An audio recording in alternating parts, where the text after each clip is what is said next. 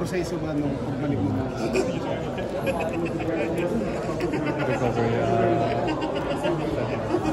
Mga nangyari naman sa akin yung recovery ko is nung first month sobrang hirap, pero ayun nga, nag-rest ako lang wala 1 month totally wala akong ginawa, and then yung pagpunta namin dito sa Pilipinas para kalaro yung Token Tex, sobrang swerte ko kasi binigyan ako ng management and ng head coach, pinayagan ako mag-stay dito for 10 days. So sabi ko noon, after neto, binigyan nila ako ng para mapag-rest. Pagbalik ko, magre-rehab na ako. So ayun, nag-rehab ako ng isang buwan, and then after 2 months, napaglaro na ako. Ano ba pinagawa sa'yo sa rehab sa likod mo?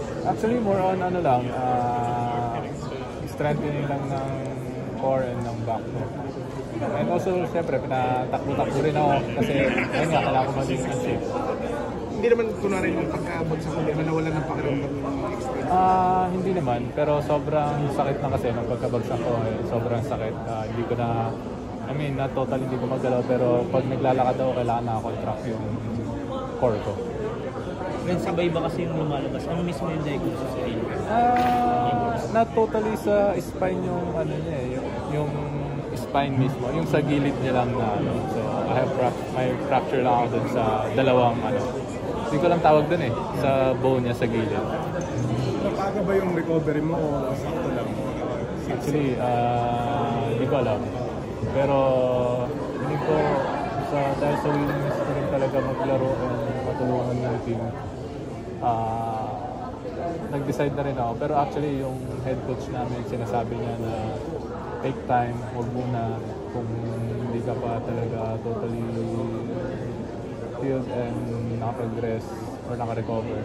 Pero ako kasi nag-suggest ako na gusto ko na maglaro. Gusto ko na subukan ko. Sakit ba? Nung naglaro ako ng sunod game namin, wala namang naramdaman until nung sinabayan ulit ako. Bumagsak ako, pumalo ako sa ano. Ngayon, yun yung iniinda ko ngayon. Sakit ulit ng likod ko. Mga ilang percent ka na tingin mo ngayon?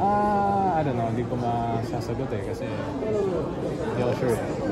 Pero maglalaro ka ba o parang sure. day-to-day mo na yun? Not sure, pero susubukan ko ngayon kung makapag-practice. Actually, after ng game na yun, hindi na ako nagipag-practice eh. And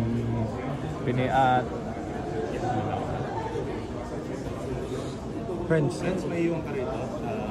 hindi po. After nung game namin sa 10, ang alam ko, diretso na kami ulit sa airport, magpapakulian na. And then 13, may game kami ulit against Sumo. Wala ka na tayo masyadong Wala lang time. Sayang nga eh. Kasi it's also my first time here in Cebu. Kaso wala lang time para ko.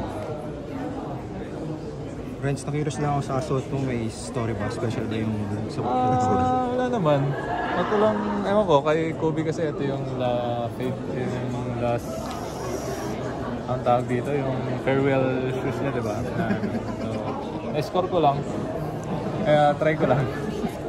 Actually, sinusot ko siya sa KBL game, kaso almost isang taon ko natang dinasot. Kasi hindi ko siya sinusot masyado kasi nga malas eh. Not totally malas. Pero tuwing sinusot ko siya na hindi ako hindi ako kumukota eh. So guys, one last question. If you gotta go eat and you gotta go practice. Thank you. Thank you. Let's go.